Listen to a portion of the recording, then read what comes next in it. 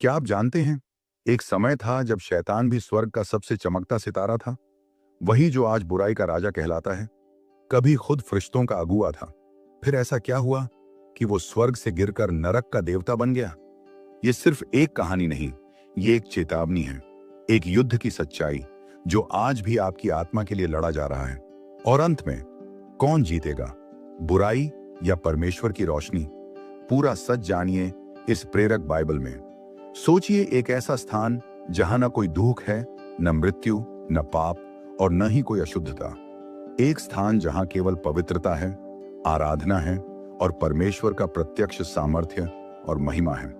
वही है स्वर्ग, परमेश्वर का निवास स्थान, सृष्टि का केंद्र और अनंत आराधना का स्थल।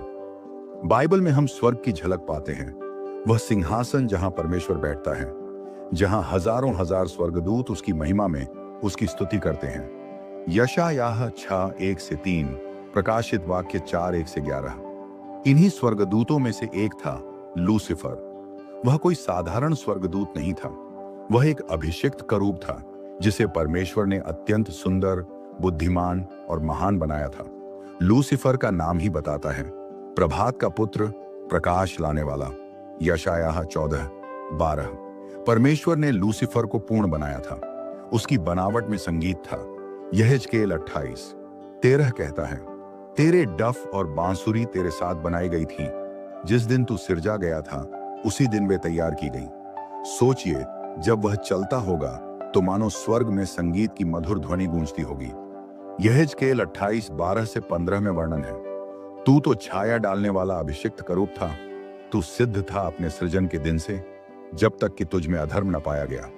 लूसीफर को परमेश्वर के पवित्र पर्वत पर चलने की अनुमति मिली थी। इसका अर्थ है कि वह परमेश्वर के अत्यंत समीप था। वह परमेश्वर की उपस्थिति में था और स्वर्ग के उच्चतम स्थानों में उसकी भूमिका थी। अब सोचिए, इतनी ऊंचाई, इतनी महिमा, इतना सौंदर्य, लेकिन एक बात जो परमेश्वर ने दी वह थी स्वतंत्र इच्छा। यह वरदान जो मनुष्य को भी दिया गया, लूसीफर को भी मिला था, और यही वरदान एक दिन उस पर भारी पड़ा। शुरुआत में लूसीफर एक महान, पवित्र और परमेश्वर केंद्रित दूत था। उसका उद्देश्य था परमेश्वर की आराधना करना, उसकी योजना में सहायक होना और स्वर्ग में व्यवस्था बनाए रखना। लूसीफर की भूमिका शायद स्वर्ग में संगीत की अगुवाई करने की थी। उसका सौंदर्य असाधारण था। उसकी आभा ऐसी थी कि अन्य स्वर्गदूत भी उसकी ओर आकृष्ट होते थे। लेकिन यही सौंदर्य, यही शक्ति और यही उच्च स्थान एक दिन उसकी ठोकर का कारण बना। यहेजकेल 28:17 कहता है, तेरा हृदय तेरे सौंदर्य के कारण घमंडी हो गया। बाइबल हमें बताती है कि लूसीफर में एक विचार उत्पन्न हुआ। वह परमेश्वर की तरह बनना चाहता था। यशायाह 14:13-14 में उसके विचार प्रकट होते हैं। मैं स्वर्ग पर चढ़ूंगा, मैं परमेश्वर के तारागणों से ऊपर अपना सिंहासन स्थापित करूंगा। मैं मंडली के पर्वत पर बैठूंगा, मैं परम प्रधान के समान बनूंगा। यही वह क्षण था जब लूसीफर के भीतर पाप जन्मा। ध्यान दें, पाप पहले स्वर्ग में आया, धरती पर नहीं। और यह पाप था गर्व, आत्म उन्नति, प्रभु के स्थान पर स्वयं को बिठाने की इच्छा। स्वर्ग जहां केवल पवित्रता थी, वहां अब एक अशुद्ध विचार ने जन्म ले लिया था। और यह विचार किसी साधारण दूत का नहीं, बल्कि परमेश्वर के समीप के एक अभिषिक्त करूब का था। प्रभु सब कुछ जानता है, वह हृदयों की जांच करता है, और उसने लूसीफर के भीतर इस गर्व और विद्रोह को देख लिया। परंतु क्योंकि वह न्यायी और प्रेमी दोनों है, उसने तुरंत न्याय नहीं किया। उसने योजना बनाई, एक न्यायपूर्ण और अंतिम योजना। लेकिन लूसीफर अब बदल चुका था। उसकी दृष्टि अब परमेश्वर पर नहीं, बल्कि स्वयं पर केंद्रित हो चुकी थी। वह चाहता था कि उसकी आराधना हो, उसका आदर हो, और धीरे धीरे उसने अन्य स्वर्गदूतों को भी बहकाना शुरू कर दिया। प्रकाशित वाक्य 12:3-4 में लिखा है कि ड्रैगन की पूंछ ने स्वर्ग के तारों का 1/3 गिरा दिया। विद्वानों के अनुसार यह उस 1/3 स्वर्गदूतों का प्रतीक है जो लूसीफर के साथ हो गए थे। वे अब दूत नहीं, दुष्ट आत्माएं बन गए। उस समय स्वर्ग में युद्ध हुआ। मीकाएल और उसके स्वर्गदूत बनाम लूसीफर, अब शैतान और उसके अनुयायी। प्रकाशित वाक्य 12:7-9। मीकाएल, जो परमेश्वर की सेना का प्रधान है, वह डटकर खड़ा हुआ, और यह युद्ध केवल शक्ति का नहीं, बल्कि सत्य और असत्य के बीच था। अंततः शैतान पराजित हुआ और स्वर्ग से बाहर फेंका गया। प्रभु ने कहा, मैंने शैतान को आकाश से गिरते हुए देखा जैसे बिजली गिरती है। लूका 10:18। स्वर्ग, जो कभी लूसीफर का निवास था, अब उसे त्याग चुका था। उसका स्थान अब नर्क की ओर था, एक ऐसा स्थान जिसे परमेश्वर ने पाप और दुष्टता के लिए तैयार किया था। परमेश्वर के सिंहासन के पास से शुरू हुआ यह सफर अब नरक की गहराइयों की ओर बढ़ रहा था। लेकिन कहानी यहीं खत्म नहीं होती। अभी तो शैतान की धरती पर एंट्री बाकी थी। अभी मानव जाति पर उसका प्रहार शुरू नहीं हुआ था। लेकिन भाग 1 हमें यह सिखाता है, जब हम परमेश्वर के समीप होते हुए भी स्वयं की महिमा चाहने लगते हैं तो पतन निश्चित होता है। लूसीफर की कहानी केवल इतिहास नहीं, चेतावनी है। यह हमें दिखाती है कि कैसे परमेश्वर की उपस्थिति में रहकर भी कोई गर्व कर सकता है, और यह भी दिखाती है कि परमेश्वर पाप को अनदेखा नहीं करता, चाहे वह किसी से भी आया हो। यह भाग हमें विश्वास दिलाता है कि परमेश्वर पवित्र है, न्यायी है, और उसके समीप केवल नम्र और आज्ञाकारी आत्माएं ही रह सकती हैं। इसलिए हे भाइयों, जब तुम इस कहानी को सुनते हो तो इसे केवल एक पौराणिक कथा ना समझो। यह तुम्हारे और मेरे लिए एक आत्मिक सच्चाई है। आज भी गर्व और विद्रोह हमें परमेश्वर से दूर कर सकता है। स्वर्ग से गिरने के बाद लूसीफर अब शैतान बन चुका था। वह जो कभी स्वर्ग का अभिषिक्त का रूप था, अब पतित और दुष्ट आत्मा बन गया। लेकिन उसके हृदय का घमंड, उसके विद्रोह का भाव और परमेश्वर के सिंहासन को हथियाने की इच्छा अभी समाप्त नहीं हुई थी। जब वह स्वर्ग में था तब वह परमेश्वर का प्रत्यक्ष विरोध नहीं कर सका, लेकिन अब वह धरती पर परमेश्वर की सबसे सुंदर रचना, मनुष्य को भ्रष्ट करने की योजना बनाने लगा। बाइबल कहती है, आदि में परमेश्वर ने आकाश और पृथ्वी की सृष्टि की, उत्पत्ति 1:1। और परमेश्वर ने सब कुछ सुंदर बनाया। हर दिन की सृष्टि को देखकर कहा, यह अच्छा है। परंतु जब उसने मनुष्य को बनाया अपने स्वरूप में, तब कहा, यह बहुत अच्छा है। उत्पत्ति 1:31। यही बात शैतान को सहन नहीं हुई। मनुष्य को परमेश्वर ने अपना स्वरूप और अधिकार दिया, सृजन को अधीन करने का। परमेश्वर ने आदम और हव्वा को एक सुंदर बगिया दी, जहां वे उसकी संगति में चलते थे। लेकिन इस पवित्र संबंध को तोड़ना ही शैतान की पहली योजना थी। शैतान जानता था कि अगर वह मनुष्य को गिरा सके तो परमेश्वर की योजना पर आघात कर सकता है। इसलिए उसने चालाकी से मार्ग चुना, एक सांप का रूप लिया। यह कोई सामान्य सांप नहीं था, यह एक बोलने वाला प्राणी था और हव्वा को आकर्षित करने में सक्षम था। उत्पत्ति 3:1 में लिखा है, अब सांप मैदान के सब जीवों में से जिन्हें यहोवा परमेश्वर ने बनाया था अधिक चतुर था। ध्यान दें, शैतान चालाकी और धोखे से काम करता है। वह सीधे आक्रमण नहीं करता, वह प्रश्न करता है, संदेह उत्पन्न करता है। उसने हव्वा से कहा, क्या वास्तव में परमेश्वर ने कहा है कि तुम बगिया के किसी वृक्ष का फल न खाना? उत्पत्ति 3:1। यह कोई सीधा झूठ नहीं था, बल्कि एक प्रश्न था, ऐसा प्रश्न जो परमेश्वर की आज्ञा में संदेह उत्पन्न करे। और यही शैतान की चाल थी। हव्वा ने उत्तर दिया, लेकिन उसने परमेश्वर की बात में थोड़ा जोड़ दिया, न तो उसे छूना। उत्पत्ति 3:3। शैतान ने फिर कहा, तुम निश्चय मरोगे नहीं। परमेश्वर जानता है कि जिस दिन तुम उसे खाओगे उसी दिन तुम्हारी आंखें खुल जाएंगी और तुम परमेश्वर के समान भले बुरे का ज्ञान पाने वाले बन जाओगे। उत्पत्ति 3:4-5। यही तो वह वाक्य था जिससे लूसीफर गिरा, मैं परम प्रधान के समान बनूंगा। और अब वह उसी धोखे को मानव पर लागू कर रहा था। हव्वा ने देखा कि वह फल खाने के योग्य है, आंखों को भाता है और बुद्धि देने वाला है, और उसने खा लिया। फिर उसने आदम को भी दिया और उसने भी खा लिया। उत्पत्ति 3:6। यह एक साधारण फल खाना नहीं था, यह परमेश्वर की स्पष्ट आज्ञा का उल्लंघन था। यह स्वतंत्र इच्छा का दुरुपयोग था। यह वही गर्व था, स्वयं को परमेश्वर के समकक्ष समझने की इच्छा। परिणाम स्वरूप आदम और हव्वा की आंखें खुल गईं, लेकिन वह ज्ञान नहीं जो उन्हें ऊंचा उठाए, बल्कि वह जो उन्हें लज्जा, भय और दोष में गिरा दे। जब परमेश्वर बगिया में आया और पुकारा, आदम तू कहां है? उत्पत्ति 3:9। यह केवल उसकी भौगोलिक स्थिति नहीं, बल्कि उसकी आत्मिक स्थिति का प्रश्न था। अब वह छिप रहा था, अब वह शर्मिंदा था, अब वह भयभीत था। पाप ने संगति को तोड़ दिया था। परमेश्वर ने आदम, हव्वा और सांप अर्थात शैतान को दंड दिया, लेकिन वहीं परमेश्वर ने पहली भविष्यवाणी भी की जो पूरे मानव इतिहास की आशा बन गई। उत्पत्ति 3:15 में लिखा है, मैं तेरे और स्त्री के बीच और तेरे वंश और उसके वंश के बीच बैर उत्पन्न करूंगा। वह तेरे सिर को कुचलेगा और तू उसकी एड़ी को डसेगा। यह पहला सुसमाचार प्रोटो इवेंजिलियम है। एक वादा की स्त्री का वंश अर्थात यीशु मसीह एक दिन शैतान के सिर को कुचलेगा। परमेश्वर ने उसी क्षण शैतान की योजना को विफल करने की भविष्यवाणी कर दी। शैतान की योजना सफल हुई, आदम और हव्वा गिर गए, लेकिन वह पूरी तरह सफल नहीं हुआ क्योंकि परमेश्वर ने उद्धार की योजना भी साथ ही प्रकट की। अब मनुष्य को बगिया से निकाल दिया गया, पाप संसार में आ गया। मृत्यु, दुख, श्रम और पीड़ा ये सब अब जीवन का भाग बन गए, लेकिन परमेश्वर ने उन्हें छोड़ा नहीं। उसने उन्हें वस्त्र पहनाए। यह एक प्रतीक था बलिदान का जो आगे चलकर क्रूस पर पूरा होगा। शैतान अब धरती पर कार्यरत है। वह घूमता फिरता है जैसे गरजता हुआ सिंह जिसे किसी को फाड़ना है। 1 पतरस 5:8। लेकिन उसका कार्य केवल प्रलोभन नहीं, वह झूठा है, हत्यारा है और दोष लगाने वाला है। यूहन्ना 8:54, प्रकाशित वाक्य 12:10। धरती पर उसका लक्ष्य है परमेश्वर की योजना को रोकना, मसीह के वंश को मिटाना और मानव को परमेश्वर से दूर करना।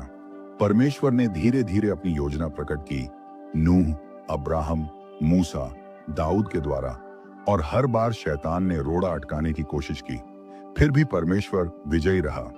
शैतान की यह पहली योजना मनुष्य को गिराने की, इतिहास की दिशा को बदलने वाली थी, लेकिन साथ ही यह उद्धार की योजना की नींव भी बन गई। यह भाग हमें यह सिखाता है, पाप हमेशा परमेश्वर की आज्ञा पर संदेह से शुरू होता है। शैतान झूठ से काम करता है, लेकिन सत्य हमें स्वतंत्र करता है। यूहन्ना 8:22। जब हम गिरते हैं तब भी परमेश्वर उद्धार का मार्ग देता है। परमेश्वर ने शैतान की चालों को पहले से जानकर पहले से योजना बनाई थी। एडन की बगिया में आई यह छाया केवल इतिहास नहीं, आज भी हर मनुष्य के जीवन में बार बार आती है। लेकिन हमारे पास अब मसीह का वचन है, आत्मा है और जीत का वादा है। अगली कड़ी में हम देखेंगे कि कैसे इतिहास के दौरान शैतान ने मानव जाति को भ्रष्ट करने की अनेक योजनाएं बनाई और कैसे परमेश्वर ने हर बार उस पर जय पाई। जब शैतान ने आदम और हव्वा को पाप में गिराया, उस दिन केवल एक बगिया में पराजय नहीं हुई, उस दिन एक शाश्वत युद्ध का घोष हुआ। यह युद्ध केवल शारीरिक नहीं, आत्मिक था। यह दो राज्यों के बीच टकराव था, परमेश्वर का राज्य और अंधकार का राज्य। यह युद्ध अब शुरू हो चुका था और इसकी पहली घोषणा उत्पत्ति 3:15 में परमेश्वर ने स्वयं की, मैं तेरे और स्त्री के बीच और तेरे वंश और उसके वंश के बीच वैर उत्पन्न करूंगा। यह वैर अनंत काल तक जारी रहने वाला था। अब मानव जाति दो मार्गों में बढ़ चुकी थी, एक जो परमेश्वर की ओर लौटना चाहता था और एक जो शैतान के धोखे में पड़कर विनाश की ओर बढ़ रहा था। उद्धार की योजना और विनाश की योजना, ये दो विचारधाराएं अब हर युग, हर पीढ़ी, हर जीवन में सक्रिय हो चुकी थी और इस संघर्ष का हर चरण बाइबल में दर्ज है। यही वह कहानी है जिसे हम आज गहराई से समझेंगे। शैतान जानता था कि परमेश्वर ने वादा किया है, स्त्री का वंश एक दिन उसका सिर कुचलेगा। वह अब हर कोशिश करेगा कि वह वंश न आए, वह मार्ग न खुले और मनुष्य परमेश्वर के पास वापस न लौटे। परमेश्वर की योजना धीरे धीरे प्रकट होने लगी। पहले कैन और हाबिल की कहानी सामने आती है। हाबिल का बलिदान परमेश्वर को प्रिय लगा क्योंकि वह विश्वास से था। कैन का बलिदान नहीं, क्योंकि उसमें अभिमान और विधि थी। इब्रानियों 11:4। शैतान ने संघर्ष को भांप लिया और कैन के मन में ईर्ष्या, क्रोध और हत्या का बीज बो दिया। हाबिल की हत्या केवल एक भाई की हत्या नहीं थी, यह उस वंश को मिटाने का पहला प्रयास था जो भविष्य में उद्धारक को लाएगा। परमेश्वर ने सेठ को दिया एक नया वंश जिससे वह योजना आगे बढ़ेगी। उत्पत्ति 4:25। फिर युगों बाद संसार में पाप इतना बढ़ गया कि परमेश्वर ने निर्णय लिया कि वह पृथ्वी को जल प्रलय से शुद्ध करेगा। परंतु एक व्यक्ति, नूह, जिसने परमेश्वर से भय खाया और उसकी योजना को ग्रहण किया, उसके द्वारा उद्धार का मार्ग जीवित रहा। उत्पत्ति 6:8-9। नूह की नाव केवल जल से रक्षा का साधन नहीं थी, वह उद्धार का प्रतीक थी। वह दिखाती थी कि जब सब कुछ विनाश की ओर बढ़ रहा हो, तब भी परमेश्वर का एक मार्ग होता है जो विश्वास के द्वारा सुरक्षित रखता है। शैतान की योजना थी सारी मानवता को भ्रष्ट कर देना ताकि कोई भी पवित्र वंश न बचे, लेकिन परमेश्वर की योजना थी कुछ को सुरक्षित रखना जो उसके वादों के वाहक बन सकें। जल प्रलय के बाद नूह के 3 पुत्र शेम, हाम और याफेत मानवता के नए अग्रदूत बने। शेम के वंश से वह वादा आगे बढ़ेगा और अब शैतान की निगाह उस वंश पर टिक चुकी थी। फिर बाइबल हमें अब्राहम की ओर ले जाती है। परमेश्वर ने अब्राहम को बुलाया, एक व्यक्ति जिसे वह राष्ट्र बनाएगा, एक वंश जो आशीष का माध्यम बनेगा। उत्पत्ति 12:1-3। लेकिन जैसे ही परमेश्वर किसी को बुलाता है, शैतान उसकी योजना में विघ्न डालने को तैयार हो जाता है। अब्राहम और सारा को संतान नहीं थी। समय बीतता गया और विश्वास डगमगाने लगा, लेकिन परमेश्वर ने वादा पूरा किया। इसहाक का जन्म हुआ। शैतान ने फिर प्रयास किया, इसहाक के वंश में झगड़ा हो, याकूब और एसाव के बीच संघर्ष हो, ताकि परमेश्वर की योजना रुके।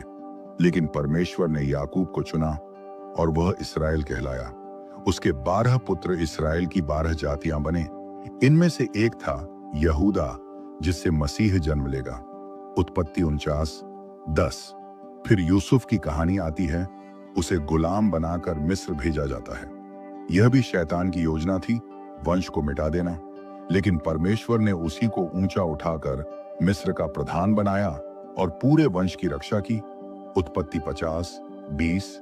फिर इजरायली मिस्र में गुलाम बना दिए जाते हैं। शैतान की योजना थी उन्हें मिटा देना, उनके बच्चों को मारना। निर्गमन 1:22। लेकिन परमेश्वर ने मूसा को उठाया, एक उद्धारकर्ता जो मिस्र से निकास करेगा। निर्गमन 3:10। शैतान ने मूसा के जीवन में अनेक बाधाएं डाली, फिरौन का विरोध, जंगल की कठिनाइयां, मूर्ति पूजा, लेकिन परमेश्वर की योजना बढ़ती रही। फिर परमेश्वर ने व्यवस्था दी और वाचा की पुष्टि की। अब इजराइल के पास मार्गदर्शन था, वचन था, लेकिन शैतान अब उनके मनों में फूट डाल रहा था। वे अन्य राष्ट्रों की नकल करने लगे, मूर्तियों की ओर आकर्षित हुए। हर बार जब इजराइल गिरते, परमेश्वर नबी भेजता, न्याय करता और फिर दया दिखाता। दाऊद के समय में शैतान जानता था यह वही राजा है जिससे वादा है कि मसीह आएगा। 2 शमूएल 7:12-16। शैतान ने दाऊद को गिराने की भी कोशिश की। जब वह बतशेबा से पाप करता है, जब वह जनगणना करता है, लेकिन दाऊद का हृदय पश्चाताप करता है और परमेश्वर उसका हृदय देखता है। भजन संहिता 51 का समय आता है। इस्राएल और यहूदा में पाप बढ़ता है। शैतान हर राजा को बहकाता है। मूर्ति पूजा, अन्याय, क्रूरता, वाचा से विमुखता। परिणाम स्वरूप बाबुल का बंदीवास होता है। शैतान को लगता है यह राष्ट्र अब समाप्त हो गया है, मसीह का वंश टूट गया, लेकिन फिर भी परमेश्वर ने शेष को बचाया। दानियेल, यहेजकेल, एस्तेर, नहम्याह, एजरा, इन सब के द्वारा परमेश्वर ने अपनी योजना को पुनः जीवित रखा। 400 वर्षों का मौन था, कोई भविष्यवाणी नहीं, कोई आवाज नहीं। शैतान को लगा सब समाप्त हो गया, लेकिन वह नहीं जानता था परमेश्वर मौन में भी कार्य कर रहा था। एक रात मसीह जन्मे, स्वर्ग गा उठा। लूका 2:11। शैतान ने हमला किया, हेरोदेस, प्रलोभन, विरोध, लेकिन यीशु डिगे नहीं। उन्होंने कहा यह लिखा है। मत्ती 4। क्रूस पर शैतान को लगा उसने जीत ली, पर वहीं उसकी हार हुई। यीशु ने कहा पूरा हुआ। यूहन्ना 19:20। तीसरे दिन वह जी उठे, जीत पूरी हुई। प्रकाशित वाक्य 1:18। संदेश, उद्धार केवल मसीह से है। शैतान हार चुका है, लेकिन युद्ध अब भी जारी है। जब यीशु मसीह ने क्रूस पर विजय पाई और पुनरुत्थान के द्वारा शैतान की शक्ति को कुचल दिया, तब ऐसा प्रतीत हुआ कि अब सब कुछ शांत हो जाएगा। परंतु बाइबल हमें बताती है कि शैतान पराजित जरूर हुआ है, लेकिन वह अभी भी सक्रिय है और अधिक क्रूर और अधिक धोखेबाज। प्रकाशित वाक्य 12:12 कहता है, शैतान को क्रोध है क्योंकि वह जानता है कि उसका समय थोड़ा ही बचा है। इसलिए आज हम जिस युग में जी रहे हैं, वह आत्मिक रूप से सबसे अधिक खतरे वाला युग है, क्योंकि अब शैतान धोखे के ऐसे रूप में कार्य कर रहा है जिसे समझ पाना कठिन होता जा रहा है। हमारे इस भाग में हम देखेंगे कि कैसे शैतान ने आधुनिक युग में अपने कार्य को और भी सूक्ष्म, सुसंस्कृत और मनोवैज्ञानिक बना लिया है, और कैसे परमेश्वर का वचन हमें पहचान और विजय के लिए शक्ति देता है। धोखे की शक्ति शैतान का सबसे प्रभावशाली हथियार है। यीशु ने स्वयं कहा, जब वह झूठ बोलता है तो अपने स्वभाव ही से बोलता है, क्योंकि वह झूठा है और झूठ का पिता है। यूहन्ना 8:44। प्राचीन काल में शैतान ने मूर्ति पूजा, अशुद्धता और बाहरी उत्पीड़न के द्वारा हमला किया, लेकिन आधुनिक युग में वह झूठ को सत्य की तरह, पाप को स्वतंत्रता की तरह और अंधकार को प्रकाश की तरह प्रस्तुत करता है। आधुनिक संस्कृति में शैतान का कार्य, आज का युग सूचना का युग कहा जाता है, लेकिन इस जानकारी के बीच में झूठ की धाराएं बह रही हैं।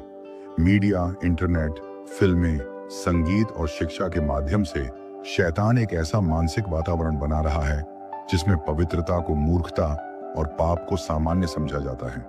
यशायाह 5:20 कहता है, हाय उन पर जो बुरे को अच्छा और अच्छे को बुरा कहते हैं, जो अंधकार को उजियाला और उजियाले को अंधकार बताते हैं। शैतान अब ऐसा झूठ फैला रहा है जो सुनने में मीठा लगता है। तुम्हारा सत्य तुम्हारे लिए सही है, यदि तुम्हें अच्छा लगे तो करो। ईश्वर केवल प्रेम है, वह न्याय नहीं करेगा। इस प्रकार शैतान ने सत्य को आपकी भावनाओं के आधार पर परिभाषित कर दिया है, और यही वह मूल धोखा है जो आदम और हव्वा से शुरू हुआ था, परमेश्वर के वचन से विमुखता। आज का युग बाइबल को पुराना, अप्रासंगिक और रूढ़िवादी कहकर किनारे कर रहा है। चर्चों में भी कई बार सत्य का स्थान प्रेरणादायक बातें, सकारात्मक सोच और व्यक्तिगत विकास ने ले लिया है। 2 तीमुथियुस 4:3-4 भविष्यवाणी करता है, क्योंकि ऐसा समय आएगा जब लोग उत्तम शिक्षा को सहन न करेंगे, परंतु अपनी इच्छा के अनुसार बहुत से उपदेशक बटोर लेंगे जो उनके कानों को गुदगुदाएं। धोखे की यह शक्ति मसीही जीवन को सतही बना रही है, जिसमें पाप के विरुद्ध न घृणा है, न पश्चाताप, न परिवर्तन। आध्यात्मिक युद्ध का विस्मरण शैतान का एक और सफल हथियार है, लोगों को यह यकीन दिलाना कि वह अस्तित्व में ही नहीं है।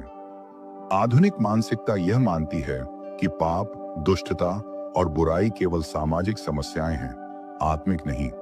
लेकिन पौलुस स्पष्ट कहता है, क्योंकि हमारा मल्ल युद्ध लोहू और मांस से नहीं, परंतु अधिकारों और हाकिमों से, इस संसार के अधर्मी अंधकार के प्रभुओं से है। इफिसियों 4:12। जब एक सैनिक यह भूल जाता है कि वह युद्ध में है, तभी वह सबसे अधिक असुरक्षित होता है। यही आज के विश्वासियों की स्थिति है, आत्मिक युद्ध से अनभिज्न, संवेदनाओं का अवसाद और भ्रम। आज का युग चिंता, अवसाद, आत्महत्या और असंतोष से भरा है। शैतान इन मानसिक संघर्षों के पीछे छिपकर आत्माओं को तोड़ रहा है। यीशु ने कहा था, चोर शैतान आता है कि चुराए और मार डाले और नष्ट करे। यूहन्ना 10:10। आत्मा की यह चुपचाप हत्या, यही आधुनिक युग का सबसे खतरनाक रूप है। कोई युद्ध का बिगुल नहीं बचता, लेकिन लाखों आत्माएं धीरे धीरे आत्मिक मृत्यु को प्राप्त हो रही हैं। यौन पाप और पहचान का संकट। शैतान ने इस युग में मानव पहचान को ही कुचल दिया है। लिंग, विवाह, यौन नैतिकता, हर विषय को उसने विकृत कर दिया है। बाइबल स्पष्ट है, मनुष्य और स्त्री परमेश्वर की छवि में बनाए गए हैं। उत्पत्ति 1:27। विवाह केवल एक पुरुष और एक स्त्री के बीच पवित्र बंधन है, लेकिन आज इस सत्य को नफरत, असहिष्णुता और कट्टरता कहा जाता है।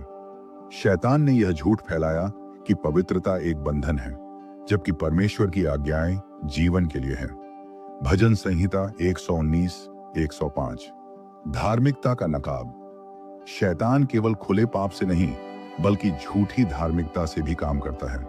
फरीसियों के जमाने में यीशु ने सबसे अधिक विरोध धार्मिक लोगों से झेला। आज भी वही हो रहा है, जब धार्मिकता दिखावा बन जाती है परंतु हृदय दूर होता है। 2 कुरिन्थियों 1:14-15 कहता है, शैतान भी उजियाले का स्वर्गदूत बन जाता है, उसके सेवक भी धार्मिकता के सेवक बनकर प्रकट होते हैं। धोखे की यह शक्ति इतना सूक्ष्म है कि बिना आत्मा की सहायता के इसे पहचान पाना कठिन है। झूठे मसीह और झूठे भविष्यवक्ता। यीशु ने मत्ती 24:2-24 में चेतावनी दी थी, क्योंकि झूठे मसीह और झूठे भविष्यवक्ता उठ खड़े होंगे और ऐसे बड़े चिन्ह और अद्भुत काम दिखाएंगे कि यदि हो सके तो चुने हुओं को भी भरमा दें। आत्मिक धोखे से सतर्क रहना। आज कई शिक्षक और नेता बाहर से मसीही दिखते हैं, पर भीतर से लोभ और झूठ से प्रेरित होते हैं। ऐसे समय में केवल परमेश्वर का वचन ही हमारी रक्षा कर सकता है। विश्वासियों के लिए आत्मिक जागरूकता आवश्यक है। वचन में गहराई से जड़ें जमाएं। भजन संहिता 1-2-3। पवित्र आत्मा के मार्गदर्शन में चलें। गलातियों 5:16। आत्माओं की परख करें। 1 यूहन्ना 4:1। आत्मा के हथियार पहने। इफिसियों 6:10-18। उद्धार का सत्य वही है। मसीह का लहू ही पाप और धोखे से शुद्ध करता है। 1 यूहन्ना 1:7। सत्य तुम्हें स्वतंत्र करेगा। यूहन्ना 8:32। समाप्ति का समय निकट है। जैसे जैसे यीशु का आगमन निकट आता है, शैतान का धोखा बढ़ता है। जब हम बाइबल की संपूर्ण सत्य को देखते हैं तो हम आरंभ से अंत तक एक महान युद्ध की कहानी पाते हैं। यह युद्ध सत्य और झूठ, प्रकाश और अंधकार, जीवन और मृत्यु के बीच का है। इस युद्ध की शुरुआत स्वर्ग में हुई थी, लेकिन इसका अंतिम निर्णायक समापन फिर उसी स्वर्ग में होगा, जब परमेश्वर अपनी अंतिम योजना को पूरा करेगा और शैतान को शाश्वत दंड मिलेगा।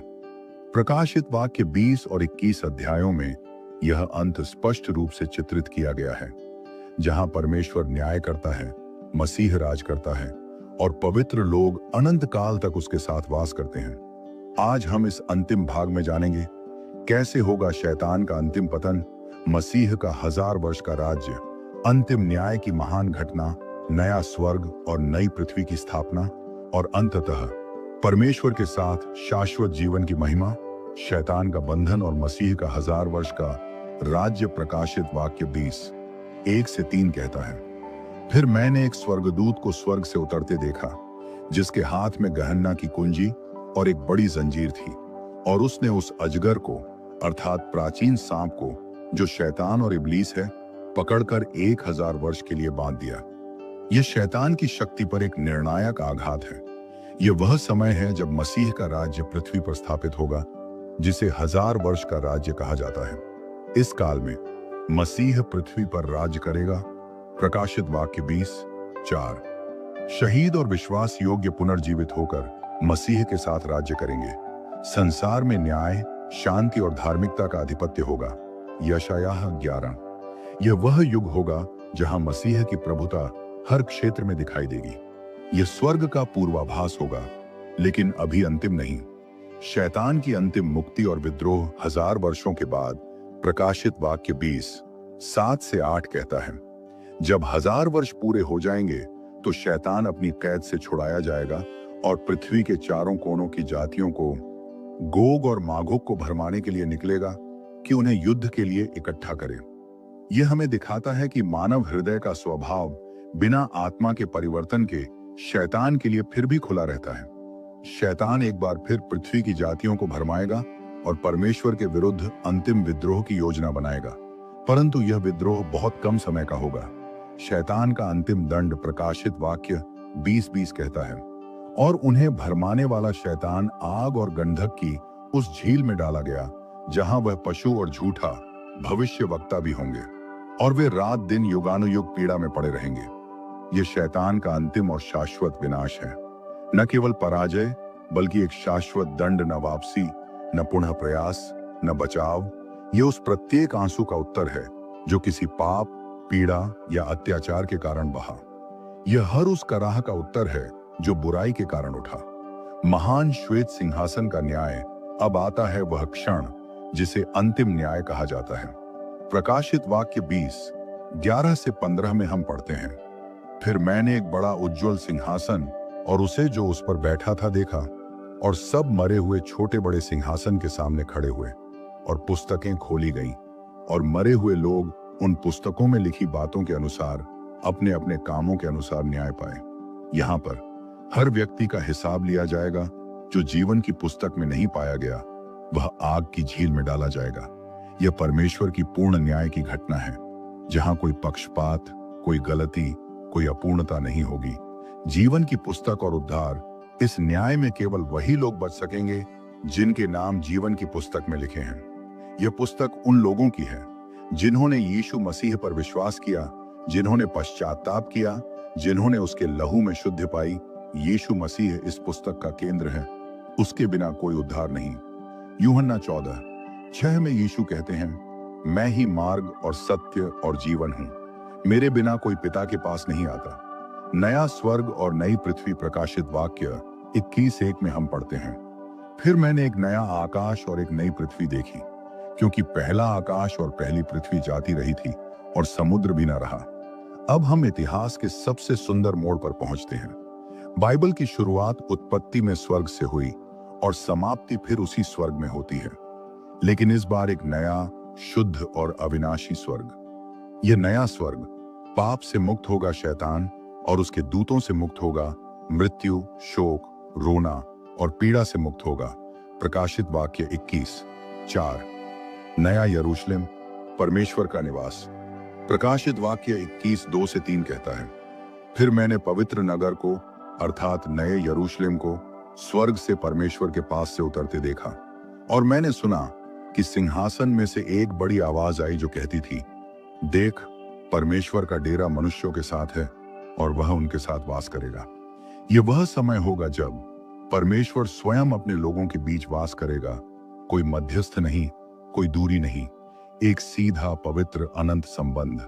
यह उस खोए हुए स्वर्ग की पुनर्स्थापना है जो आदम के पाप से टूट गया था।